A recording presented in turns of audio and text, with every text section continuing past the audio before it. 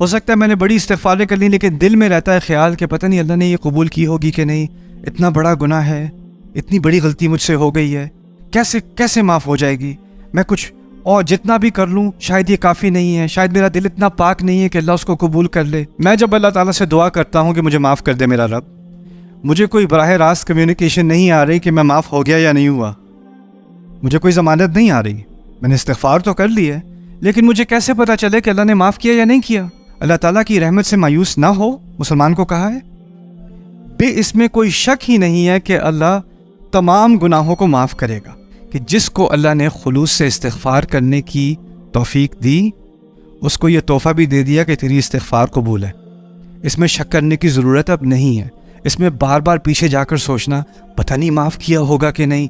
رب غلطی کو نہیں دیکھتا، دل کو دیکھتا ہے، اور دل کو دیکھنے کی صلاحیت دوسرے انسان کو نہیں دی، لیکن لوگ کبھی جرت کر کے ایسی باتیں بھی کر دیتے ہیں نا کہ اللہ تمہیں کبھی معاف نہیں کرے گا۔ پچھلی بار آخری بات جو ہم نے کیا تھا ذکر سورۃ القصص میں سے، وہ اس بات کا تھا کہ موسیٰ علیہ السلام نے ایک حادثہ ہوتے دیکھا، مصری قوم کا کوئی پولیس والا، کوئی فوجی کسی شہری کو مار رہا تھا، پیٹ رہا تھا۔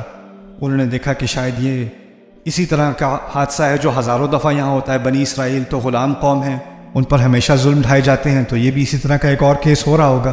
تو انہوں نے فیصلہ کیا کہ وہ جا کر مدد کریں ظالم کے خلاف، تو انہوں نے جا کے پولیس والے کو یا فوجی کو مکہ مار دیا۔ فقضى علیہ، اللہ تعالیٰ بتاتے ہیں کہ وہیں اس کی موت ہو گئی۔ اور اسی وقت موسیٰ علیہ السلام کو اس بات کا خیال آیا کہ یہ جلد بازی شیطان کا عمل تھا۔ فوراً الفاظ ان کے منہ سے یہ نکلے ہیں، قال هذا من عمل الشیطان، انہوں نے کہا یہ شیطان کے عمل میں سے ہے، انہ عدو مضل مبین، کہ وہ دشمن ہے اور وہ گمراہ کرتا ہے۔ یہاں گمراہی کے لفظ پہ ہم نے پچھلی دفعہ زیادہ بات نہیں کی تھی، آج یہاں سے شروع کریں گے۔ اصل میں انسان کی نیت اچھی ہو اور وہ کوئی ظلم ہوتے دیکھے، کوئی ناانصافی ہوتے دیکھے، تو انسان کی فطرت میں ہے کہ وہ اس کے خلاف کوئی اقدام کرے، کچھ کرنے کی کوشش کرے۔ بڑی مشہور ہے حدیث رسول پاک کی صلی اللہ علیہ وسلم، من رأى منکم منکرا، تم میں سے کوئی خراب چیز کوئی دیکھے، فلیغیرہ بیدہ، تو ہاتھ سے بدلے، فمن لم یستطع فبلسانہ، اگر نہ کر سکے تو کم از کم زبان سے تو کرے، ومن لم یستطع فبقلبہ، اور نہ کر سکے تو کم از کم دل میں تو اس کو بری لگے، وذلک اضعف الایمان، وہ ایمان کی سب سے کمزور حالت ہے۔ تو یہ تو ہم سب کو معلوم ہے کہ اگر کوئی برا ہو رہا ہے اور آپ بس کھڑے تماشا دیکھ رہے ہو تو یہ ایمان کے خلاف ہے۔ اگر آپ میں صلاحیت ہے تو اس کو روکنے کی کوشش کرو، اور اگر ایسی صلاحیت نہیں تو کم از کم اس کے خلاف بول تو دو، ایسا مت کرو، کچھ پکار تو دو، اور اتنی بھی نہیں ہے تو کم از کم دل میں تو تکلیف ہونی چاہیے۔ یعنی آپ چل رہے ہو، گاڑی چلا رہے ہو، کچھ خراب چیز ہوتے دیکھ رہے ہو اور آپ کے دل پہ کچھ اثر بھی نہیں ہوا، آپ چلتے چلاتے گئے، وہ کم از کم ایمان کی نشانی بھی نہیں ہے اس انسان کے اندر، جس کو فکر ہی نہ ہو، اس کو خیال تک نہ آئے۔ ایک تو ہے نا کہ روک کے گاڑی اس کے بچے کی مدد کرنے کی کوشش کرے یا کچھ ہیلپ کرنے کی کوشش کرے، ایک ہے کم از کم کھڑکی نیچے کر کے کچھ کہہ تو دو، نہیں کرو بھائی ایسا، کیا کر رہے ہو، کم از کم زبان سے۔ لیکن اگر اس میں سے کچھ بھی نہیں ہے اور احساس تک نہیں ہے تو وہ پھر ایمان کا نہ ہونے کے برابر ہے وہ چیز۔ تو جو موسیٰ علیہ السلام نے کیا وہ تو اصل میں ایمان کا تقاضا ہے، ان کے ہاتھ میں صلاحیت تھی، انہوں نے ایک غلط کام ہوتے دیکھا، انہوں نے ایک کام کیا، تو اس میں ھذا من عمل الشیطان کس طرح ہے اور شیطان گمراہ کرنے والا کیسے ہے۔ اصل میں اللہ تعالیٰ نے ایک اور مقام پر ہمیں ایک حقیقت بتائی ہے، وَلَا تَقْفُ مَا لَيْسَ لَكَ بِهِ عِلْم، کہ جس چیز کا پورا علم نہ ہو اس کا پیچھا مت کیا کرو، جس چیز کا پورا یعنی علم نہ ہو تو اس کے پیچھے مت جایا کرو۔ ایک اور مقام پر اس کا اس سے کچھ تعلق بھی ہے، یوسف علیہ السلام کے قصے میں جانے سے پہلے اگر میں آپ سے کہوں کہ کسی کے خلاف یا جھوٹا ثبوت لگا کر اس کو جیل میں بھجوا دیا گیا، کسی کے خلاف جھوٹا ثبوت اور پھر غلط الزام لگایا جان بوجھ کر اور وہ جیل میں ڈال دیا گیا، ہم میں سے کوئی بھی کہے گا کہ اگر ایسا کچھ ہوا ہے تو ناانصافی ہے، اس کے ساتھ زیادتی کی گئی ہے۔ یوسف علیہ السلام نے سورہ یوسف میں جھوٹا الزام لگوایا اپنے بھائی پر، اور اس کی وجہ سے ان کو گرفتار کیا گیا اور ان کو رکھ لیا گیا۔ اگر میں آپ کو یہ نہ بتاتا کہ یوسف علیہ السلام کا عمل تھا تو آپ کو خود سے یہ خیال آتا کہ یہ بہت غلط بات ہے، ایسا نہیں ہونا چاہیے۔ اللہ تعالیٰ نے اس کے بیک گراؤنڈ میں، اس کے پیچھے کیا اصل میں ہو رہا تھا وہ ہمیں سمجھایا اور کہا ما کان لیوسف ان یأخذ اخاہ فی دین الملک، یوسف علیہ السلام کے لیے ممکن نہیں تھا کہ وہ اپنے بھائی کو اپنے پاس رکھ لیتے جو بادشاہ ہے اس کے قانون کے تحت، یعنی ان کی کوئی امیگریشن پالیسی تھی یا ان کی کوئی ریزیڈنس پالیسی تھی، اگر آپ وزٹر بن کے آئے ہوئے ہو تو آپ وہاں نہیں رہ سکتے، اور ان کو معلوم تھا کہ میں نے کسی ہر حال میں اپنے بھائی کو اپنے پاس رکھنا ہے، تو انہوں نے اس تدبیر کا استعمال کیا.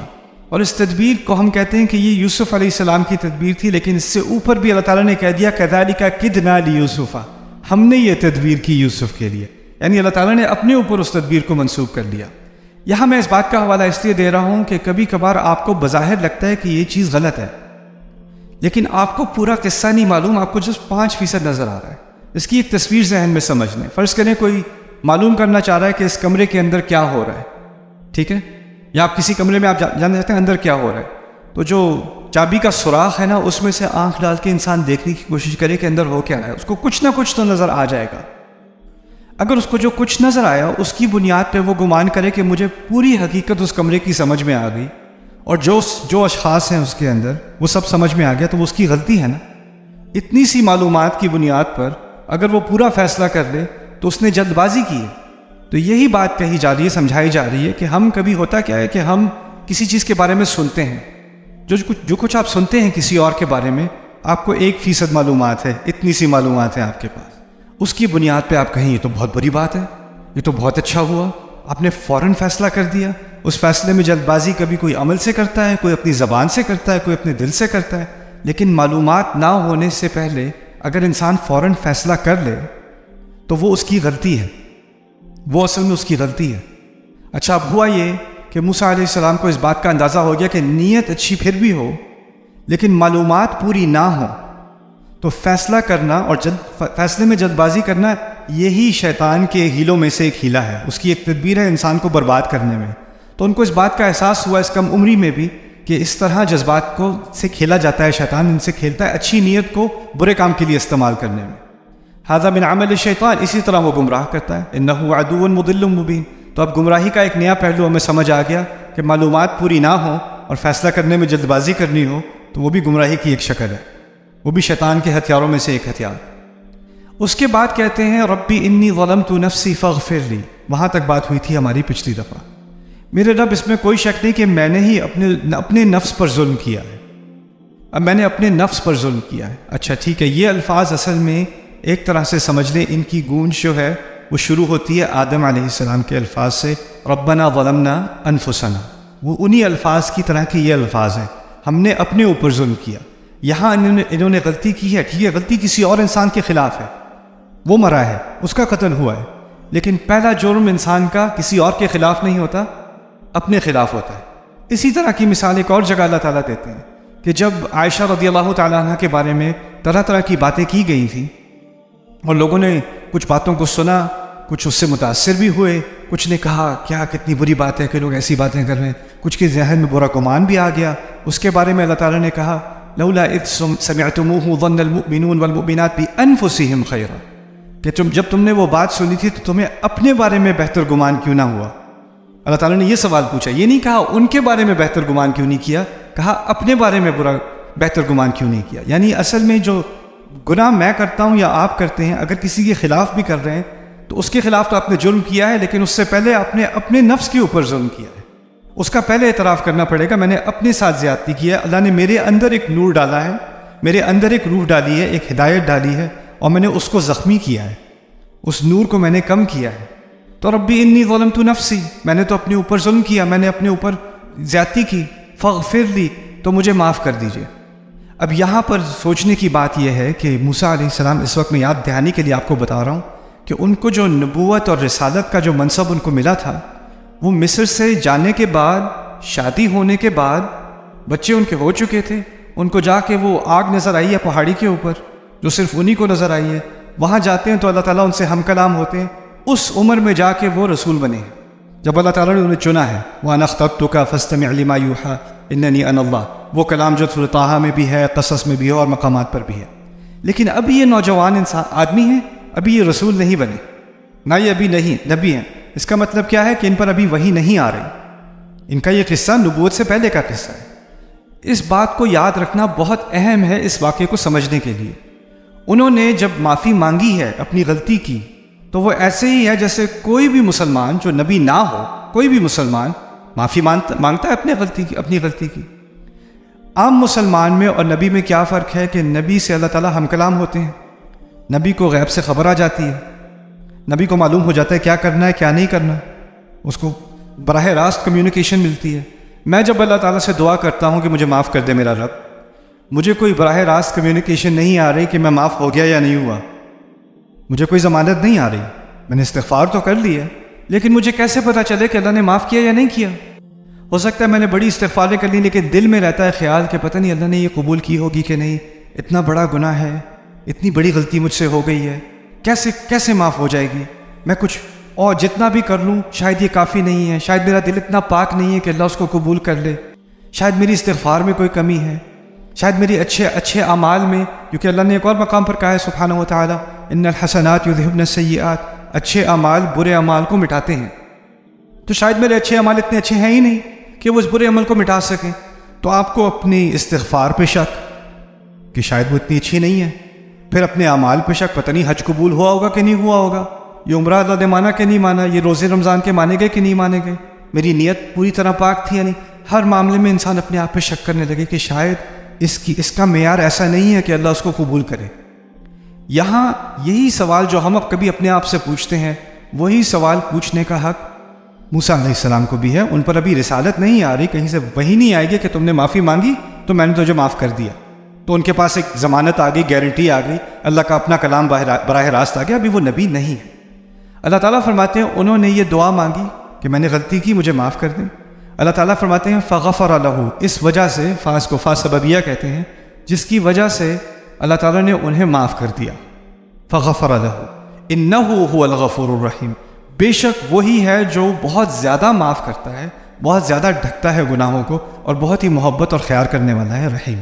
اچھا، یہ بات تو اللہ تعالیٰ نے کہہ دی، اب اللہ نے اپنی طرف سے بتا دیا، اپنے نقطہ نظر سے کہ وہ معاف ہے، لیکن اس کا مطلب اب بھی یہ نہیں ہے کہ موسیٰ علیہ السلام کو معلوم ہے کہ وہ معاف ہے، ان کو ابھی بھی نہیں پتہ۔ اگلی آیت سنتے ہیں موسیٰ علیہ السلام کیا فرماتے ہیں، کہتے ہیں ربی بما قال ربی بما انعمت علی فلن اکون ظہیرا للمجرمین، میرے رب جو نعمت آپ نے میرے اوپر ابھی کی ہے، اس کی وجہ سے میں کبھی کسی مجرم کی سپورٹ نہیں کروں گا، میں کسی مجرم کی مدد نہیں کروں گا، کبھی بھی ایسا میں کبھی نہیں بنوں گا۔ آیت کے پہلے الفاظ کیا ہیں؟ کیوں نہیں کروں گا؟ کیونکہ آپ نے میرے اوپر بڑا انعام کیا ہے۔ تو سوال یہ پیدا ہوتا ہے یہ انعام کون سا ہے؟ ابھی تو قتل ہوا ہے، ابھی انہوں نے استغفار کی ہے، ابھی بھیک مانگی ہے کہ یا رب مجھے معاف کر دے، میں نے اپنے اوپر ظلم کیا، اور اس کے بعد فوراً ان کے اگلے الفاظ ہیں اللہ تعالیٰ تیری بڑی نعمت ہے میرے اوپر، اور اس نعمت کی وجہ سے میں آئندہ ایسی غلطی نہیں کروں گا، فلن اکون ظہیرا للمجرمین۔ یہاں سے قرآن جو حکمت ہمیں سکھا رہا ہے وہ یہ ہے لا تقنطوا من رحمت اللہ ان اللہ یغفر الذنوب جميعا، اللہ تعالیٰ کی رحمت سے مایوس نہ ہو، مسلمان کو کہا ہے، اس میں کوئی شک ہی نہیں ہے کہ اللہ تمام گناہوں کو معاف کرے گا۔ اب یہاں جو چیز میں نے سیکھی وہ کیا ہے اور آپ نے سیکھی وہ کیا ہے کہ جب انسان صاف دل سے، خلوص سے، اس کو ندامت ہے، اس کو شرمندگی ہے اپنی غلطی پر، اور اس نے اللہ تعالیٰ کے سامنے اعتراف کیا اپنی غلطی کا اور توبہ کی ہے اور معافی مانگی ہے، تو اللہ اپنی طرف سے ضمانت دے رہے ہیں، گارنٹی دے رہے ہیں کہ اللہ نے، اس میں کوئی شک ہونا ہی نہیں چاہیے کہ اللہ تعالیٰ نے معاف کر دیا، بلکہ یہ استغفار کرنا یہ اللہ تعالیٰ کی طرف سے ایک بہت بڑی دی ہوئی نعمت ہے۔ بہت سارے لوگ ایسے ہوتے ہیں، غلطی کرتے ہیں اور پھر بہانے بناتے ہیں، دیکھو میری غلطی نہیں تھی، میرے اوپر پریشر بہت تھا، میری غلطی نہیں تھی، دیکھو سوسائٹی ایسی ہو گئی ہے، میری غلطی نہیں تھی، حکومت نے یہ کیا تھا، میری غلطی نہیں تھی، میری فیملی خراب ہے، میرے پیرنٹس ایسے ہیں، میرا بھائی ایسا ہے، میرا وہ ایسا ہے، وہ ایسا ہے، سب کی غلطی ہے، میری نہیں ہے۔ لیکن اگر انسان میں اتنی صلاحیت ہو کہ غلطی کرنے کے بعد اس میں اتنی عقل ہو کہ سارے بہانے ڈھونڈے بغیر، اس وقت دیکھیں موسیٰ علیہ السلام کی صورتحال دیکھیں، وہ بہت سارے بہانے بنا سکتے ہیں، وہ یہ کہہ سکتے ہیں یہ تو ہر روز اس طرح کرتے ہیں، تو مجھے کیسے پتا ہوتا کہ آج یہ ظالم ہے اور یہ مظلوم ہے؟ آج سے لاکھ دفعہ پہلے یہ سارے فوجی یہ ظالم ہوتے ہیں اور بنی اسرائیل والے مظلوم ہوتے ہیں، تو مجھے کیسے پتا ہونا تھا کہ ایک دن یہ مظلوم ہے اور دوسرا ظالم ہے؟ میں کیسے معلوم کر سکتا تھا؟ مجھے تو اس بات کا علم نہیں ہو سکتا تھا۔ تو وہ بہانہ بنائے بغیر انہوں نے بس اپنی غلطی کا اعتراف کیا ہے، اور یہ اللہ تعالیٰ کی طرف سے دیا ہوا بہت بڑا تحفہ ہے انسان کو کہ وہ بہانوں کو سب کو چھوڑ کے، ان کو اگنور کر کے اپنی غلطی کا اللہ تعالیٰ کے سامنے اعتراف کر لے اور کہہ دے یا رب میں نے اپنے اوپر ظلم کیا، مجھے معاف کر دے۔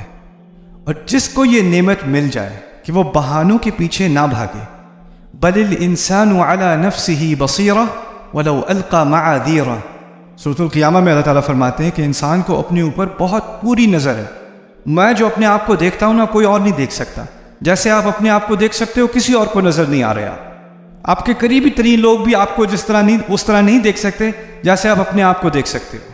اور پھر بھی اللہ تعالیٰ بولا وہ القى معاذیرہ، حالانکہ وہ جتنی بھی بہانے بناتا رہے، بہانے پھینکتا رہے. ہوتا یہ ہے کہ آپ کو آئینے میں آپ نظر آ رہے ہو لیکن وہ آئینے میں بھی آپ جھوٹ بولنا شروع کر دیتے ہو. تو یہ چیز اللہ تعالیٰ کی طرف سے بہت بڑی نعمت ہے. اور یہاں اللہ تعالیٰ کی ایک بہت بڑی نعمت اور یہ بھی ہے کہ جس کو اللہ نے خلوص سے استغفار کرنے کی توفیق دی اس کو یہ تحفہ بھی دے دیا کہ تیری استغفار قبول ہے. اس میں شک کرنے کی ضرورت اب نہیں ہے. اس میں بار بار پیچھے جا کر سوچنا پتہ نہیں معاف کیا ہوگا کہ نہیں، پتہ نہیں وہ استغفار صحیح تھی یا نہیں، پتہ نہیں اللہ کے ہاں معاف ہوگا کہ نہیں، یہ شک چھوڑ دو. اسی لیے یہاں انا کا لفظ استعمال ہوا ہے. علماء تفسیر میں بہت ساروں کی رائے یہ ہے، کبھی کبھی اللہ کہتے ہیں واللہ غفور الرحیم، اللہ معاف کرنے والا ہے، اور اللہ وا کے معنی ہے اور اللہ معاف کرنے والا ہے. وہ حالیہ جملہ ہو جاتا ہے یا استئناف ہو جاتا ہے. لیکن جب اللہ تعالیٰ کہتے ہیں نا ان اللہ غفور الرحیم، انا کا اضافہ کیا جاتا ہے کچھ آیات میں. ان آیات میں فرق یہ ہوتا ہے کہ یہاں ضمانت دی جا رہی ہے ان مقامات پر کہ اس میں شک کرنے کی کوئی گنجائش ہے ہی نہیں کہ اللہ معاف کرے گا. تو یہاں پر ایک شک کی گنجائش ہی نہیں ہے. آپ کو یہ انگزائٹی، یہ پریشانی اپنے اوپر لینے کی کوئی ضرورت ہی نہیں ہے. پتہ نہیں معاف ہوا کہ نہیں ہوا. اس بوجھ کو اللہ تعالیٰ نے ہلکا کیا ہے ہمارے. انہ هو الغفور الرحیم. اچھا اب انہوں نے معافی مانگ لی، ٹھیک ہے، استغفار کر لی، یہ بوجھ ان پر سے ہٹ گیا اور وعدہ بھی کر لیا آئندہ میں ایسی غلطی نہیں، جلد بازی اب نہیں کروں گا.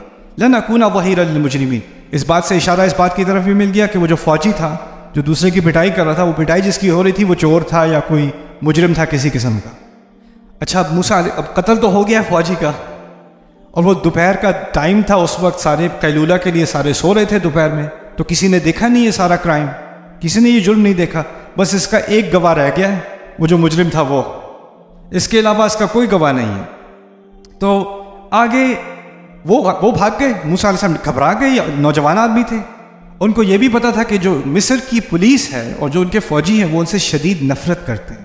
اصل میں مصر میں ایک محبت کرنے والا مصری ان سے وہ تھا فرعون. اس کے دل میں اللہ تعالیٰ نے محبت ڈال دی تھی موسیٰ علیہ السلام کے لیے. وہ اللہ تعالیٰ نے اس کے بارے میں کہا ہے وَأَلْقَيْتُ عَلَيْكَ مَحَبَّةً مِّنِّي، میں نے تیرے اوپر ایک خاص محبت ڈالی ہے جو مجھ میں سے آتی ہے. وہی فرعون جو لاکھوں بچوں کا قتل کرنے کو تیار تھا، اس نے موسیٰ علیہ السلام کو جانتے ہوئے کہ یہ بنی اسرائیل سے ہیں مار نہ سکا. یہاں تک کہ نہ مارنے کے اس سے زیادہ تر یہ بھی کہا جا سکتا ہے کہ اس کو غلام بنا لینا چاہیے تھا. چلو ماریں گے نہیں، یہاں بچے کو غلام بنا دو، یہاں پہ نہیں، اس کو اپنے بیٹے کی طرح. الم نربک فینا ولیدا، بہت محبت ڈال دی فرعون کے دل میں موسیٰ علیہ السلام کے لیے.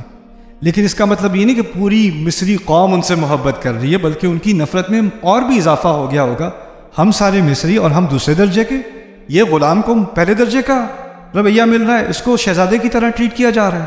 تو ان کے دل میں نفرت تھی. اسی لیے اگر یہ اپنے آپ کو پولیس کے حوالے کرتے، جرم تو ہو گیا، پولیس کے حوالے کرتے، تو ہوتا ہے کبھی کبھی، یہاں تو نہیں ہوتا، مسلمان ملکوں میں نہیں ہوتا، یہ پرانے زمانے کی کرپشن ہے. ہوتا یہ ہے کہ پولیس کے پاس جاؤ اور پولیس والے کچہری پہنچنے سے پہلے ہی مار دیں گے اور کہیں گے ایکسیڈنٹ ہو گیا تھا، یا یہ گاڑی سے گر گیا تھا، یا یہ گولی جا رہی تھی اس کے رستے میں ہی کھڑا ہو گیا. تو ان کو پتہ تھا پولیس والے کیا کریں گے، مار دیں گے، اور ان کا گمان یہ صحیح تھا، اس لیے وہ چھپ گئے. اس بات کی گارنٹی، اس بات کی دلیل بعد میں بھی آنے والی ہے. ان کا ایک دوست تھا مصری جو فوج میں تھا اور ان کے جنرلوں میں سے تھا، لیکن وہ خفیہ طور پر مسلمان ہو چکا تھا. اور جب ان کی آپس میں پرائیویٹ میٹنگ ہوتی تھی پولیس والوں کی، تو اس میٹنگ میں ان کا وہ دوست بھی تھا. بعد میں جا کے وہ بھاگ کے آ کے ان کو بتائے گا ان الملأ یأتمرون بک لیقتلوک. کسی صورت میں دیکھو، وہ جو سارے پولیس چیف ہیں نا، انہوں نے اپنی الگ سے میٹنگ کر لی ہے، انہوں نے فیصلہ کر دیا ہے کہ وہ تجھے قتل کر دیں گے، قتل کریں گے. فرعون کو غصہ آئے گا، کہیں گے نہیں جی وہ تو بلڈنگ سے گر گئے تھے، وہ پھسل کے گر گئے تھے، ایکسیڈنٹ تھا. اگر وہ فرعون کے پاس کورٹ میں لے کے گئے تو فرعون نے تو معاف کر دینا ہے، اس کو تو محبت ہے، وہاں تک نوبت نہیں آنے دینی ان لوگوں نے، انہوں نے آپ کو مار دینا ہے. لیکن اس سے پہلے اب یہ چھپے ہوئے پھر رہے ہیں، ابھی دوست آیا بھی نہیں ہے، چھپے ہوئے شہر میں پھر رہے ہیں. فَأَصْبَحَ فِي الْمَدِينَةِ خَائِفًا يَتَرَقَّبُ، دن کے وقت وہ خوف سے ایک ایک قدم دیکھ کر کوئی مجھے دیکھ نہ لے، کوئی پہچان نہ لے، وہ اب شہر میں گزر رہے ہیں۔ اچھا، فَإِذَا الَّذِي اسْتَنصَرَهُ بِالْأَمْسِ، تو ایک اچانک جس نے مدد مانگی تھی پچھلے دن، جس مجرم نے مدد مانگی تھی پچھلے دن، وہی سامنے کھڑا ہے، یستصرخو، چیخ پکار کر دوبارہ مدد مانگ رہا ہے۔ اب وہ پھر کسی پولیس کے ہاتھوں پکڑا گیا، پھر اس کی پٹائی ہو رہی ہے، اس کو موسیٰ علیہ السلام نظر آ گئے اب۔ اور اب یہ فرق ہے، پچھلی دفعہ تھا کہ یہ حین غفلت من اہلیہا، وہ قیلولہ کا ٹائم تھا، شہر خالی تھا۔ یہ دوسری آیت جو آ رہی ہے نا، اس میں اصبح کا لفظ استعمال ہوا ہے، صبح کے وقت کا استعمال ہوا ہے۔ صبح کے وقت شہر بزی ہوتا ہے، سارے کام کرنے والے، شہر میں سارے یا افراتفری پھیلی ہوئی ہے، سارے لوگ کام کر رہے ہیں، کوئی پرائیویسی اب نہیں ہے، لیکن وہ مارا جا رہا ہے وہاں پر۔ اور اس نے ان کو بلایا، موسیٰ آپ نے جو کل مدد کی تھی اپنے مسلمان بھائی کی، ایک دفعہ اور امت کی حمایت میں کھڑے ہو جائیں دوبارہ اس کافر کے خلاف۔ آئیے، ایک اور کافر ہے آپ کے لیے، اس کو بھی اپنا مبارک مکہ مارے آپ۔ یستصرخہ، چیخ پکار کر ان کو بلانے لگا۔ موسیٰ علیہ السلام نے اس دفعہ دیکھا تو دیکھا یہ تھا، اس دلدل میں دوبارہ اب میں تو نہیں پھنسنے والا۔ تو کیا جواب دیتے ہیں وہ؟ کہتے ہیں قال لہ موسیٰ انک لغوی مبین، تم تو بہت ہی گمراہ قسم کے آدمی ہو۔ اب انہوں نے آگے نہیں پڑھنا، اب دوبارہ وہ غلطی، ابھی اللہ سے وعدہ کیا ہے، کیا وعدہ کیا ہے؟ آئندہ میں کبھی غلط کرنے والے کی حمایت نہیں کروں گا۔ اگلی آیت میں آتا ہے فلما، اس آیت پہ اختتام کریں گے اس خطبے کا۔ فلما بالآخر، اصل میں جو بعد میں بات ہو اذ اور حینا، لما میں تراخی ہوتی ہے، تراخی کے بعد ان کا لفظ آیا، فلما ان ارادہ، اس ان کو بھی زائدہ کہا جاتا ہے، عام طور پہ کہتے ہیں فلما ارادہ، لیکن یہاں ہے فلما ان ارادہ لزیادت التراخی، یعنی بہت عرصے کے بعد موسیٰ علیہ السلام سوچنے میں کیا کروں، اس کی وہاں پٹائی ہو رہی ہے اور وہ مارا جا رہا ہے، اس کو اتنا مارا جا رہا ہے کہ وہ تقریباً مرنے کو آ گیا۔ تو اب موسیٰ علیہ السلام کے دل میں ایک اور خیال، کل میں نے جلدی میں اقدام کر لیا تھا تو غلطی ہو گئی، آج اگر میں کچھ اقدام نہ کروں تو میرے سامنے قتل ہو جائے گا۔ چور تو وہ ہے لیکن موت کا تو مستحق نہیں ہے۔ تو وہ ایک دوسرا ایکسٹریم ہو گیا نا۔ ایک ایکسٹریم ہوتا کیا ہے کہ اگر انسان سے ایک غلطی ہو جائے تو کہ میں اس غلطی کے کبھی قریب بھی نہیں آؤں گا، اور وہ میں اتنا دور ہو جاؤں گا اس سے کہ میں دوسری طرح کی غلطی شروع کر دوں گا، وہ جو دوسرے ایکسٹریم پر ہے۔ تو کوئی کھڑا تماشا دیکھتا رہے اور کچھ نہ کرے، وہ بھی غلط ہے۔ تو موسیٰ علیہ السلام کو اللہ تعالیٰ نے یہ حکمت دی کہ اب مجھے مکہ نہیں مارنا، لیکن کیونکہ وہ جسمانی طاقت میں ان میں تھی تو اللہ تعالیٰ فرماتے ہیں فلما ان اراد ان یبطش بالذی هو عدو لہما، جب موسیٰ علیہ السلام نے بالآخر فیصلہ کیا سوچ سمجھ کر کہ وہ اس کو پکڑ لیں گے، جکڑ لیں گے جو ان دونوں کا دشمن تھا، یعنی اب فوجی کو مارنا نہیں، اس کو صرف روکنا ہے، اس کو نقصان پہنچائے بغیر۔ اگر میں نے کسی فتنے میں اپنا ہاتھ ڈالنا ہے، یا تو یہ ہے کہ میں کسی ایک کی جلد بازی میں حمایت کر دوں اور دوسرے کو مکہ مار دوں، دوسرا یہ ہے کہ میں کچھ بھی نہ کروں، ایک دوسرے کو مارنے دو، میرا کیا مسئلہ ہے، چھوڑو، میں نے اپنا سبق سیکھ لیا، میں انوالو نہیں ہوتا۔ لیکن اگر میرے پاس صلاحیت ہے کہ میں سیز فائر کرا دوں، میں مارنے والے کو روک دوں، اس کو نقصان پہنچائے بغیر میں روک دوں، تو کم از کم یہ فتنہ آگے نہ پھیلے، تو مجھے انوالو ہونا چاہیے۔ فلما اراد ان یبطش بالذی هو عدو لہما۔ اچھا، وہ آئے آخرکار، سوچ سمجھ کر وہ بڑھ رہے ہیں، وہ لیٹا ہوا ہے مجرم زمین پہ، اس کو منہ پہ مکے پڑ رہے ہوں گے، اس نے سائڈ سے دیکھا موسیٰ علیہ السلام آ رہے ہیں۔ جب اس نے دیکھا موسیٰ علیہ السلام آ رہے ہیں تو اس کو غلط فہمی ہوئی، اس نے سوچا پتہ نہیں کل کی وجہ سے غصہ ہوگا انہیں، تو یہ اس کے ساتھ مل کے یہ بھی مارنا شروع کر دیں گے، تو یہ فوجی کے تو میں 20-30 مکے کھا لوں، ان کے مکے کا وہ ایک بھی لگ گیا تو کام ہو جانا ہے۔ تو اب اس کو لگا کہ یہ تو ایمرجنسی ہے بھائی، جان بچانی ہے، اب میں کیسے جان بچاؤں؟ موسیٰ آ رہے تھے اس کو بچانے علیہ السلام، وہ سمجھ رہے اس کو مارنے آ رہے ہیں، اس کو غلط فہمی ہوگی، اس نے کیا کیا، فوراً آواز پکارتا ہے اونچی آواز میں، یا موسیٰ اتريد ان تقتلنی، کیا تو مجھے قتل کرنا چاہتا ہے؟ کما قتلت نفسا بالامس، جیسے کہ تو نے کل قتل کیا تھا۔ سب کے صبح میں ہے، سارا رش ہے، سب لوگ آئے ہوئے ہیں، اور اس نے سب کے سامنے ان کے جرم کو ایکسپوز کر دیا۔ یہاں پہ ایک بڑی حکمت سکھائی ہے قرآن نے. کچھ لوگ ہوتے ہیں جن کی آپ بڑی اچھی نیت سے مدد کرتے ہو اور وہ آپ کو پھسلا کر اپنے جرم میں پھنسا لیتے ہیں. اور جب وہ آپ کو اپنے جرم میں پھنسا لیں، اب ان کے پاس یہ معلومات آپ کے خلاف ایک اختیار ہے، اور جب موقع ملے گا اپنی جان بچانے کا تو وہ آپ کو بڑی سہولت سے ذبح کرنے کو تیار ہو جائے. تو فوراً سب کے سامنے کما قتلت نفسا بالامس ان تريد الا ان تكون جبارا في الارض وما تريد ان تكون من المصلحين. آپ تو بس یہاں اپنی زبردستی کرانے آئے ہیں، ہاں، آپ کو اصلاح کرنے نہیں آئے. یہاں پہ سارا فوکس اب جو پولیس والا تھا جو چور کو پکڑ کے اس کو مار رہا ہے، اس کو بھی پتا ہے کہ اس کا فیلو پولیس آفیسر کل مارا گیا تھا اور اب اس کو اس کا قاتل مل گیا، تو یہ کیس تو چھوٹا ہے نا اس کے مقابلے میں. تو سارا زور اب آئے گا کس کی طرف؟ موسیٰ علیہ السلام کی طرف. اور اسی بات کا علم تھا اس مجرم کو.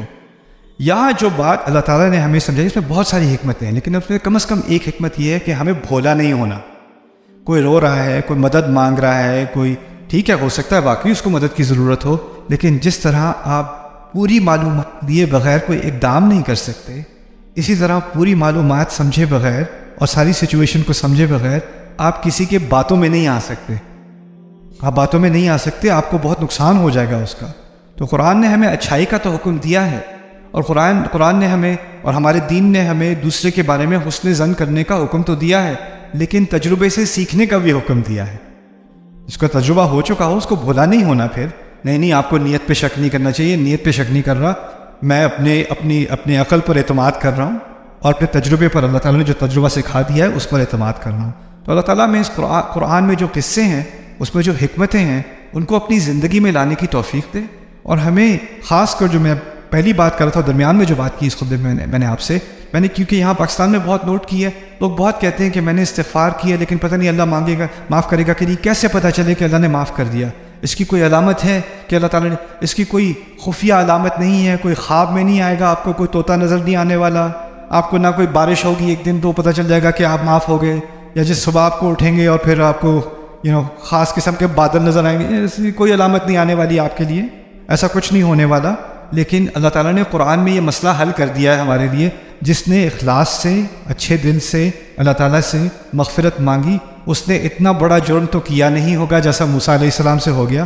تو آپ کے گناہ کی جو بھی اس کا سائز ہے اس سے کوئی فرق نہیں پڑتا، اس کی جتنی بھی مقدار ہے اس سے فرق نہیں پڑتا. فرق صرف ایک بات سے پڑتا ہے کہ آپ نے واقعی میں توبہ کی ہے کہ نہیں.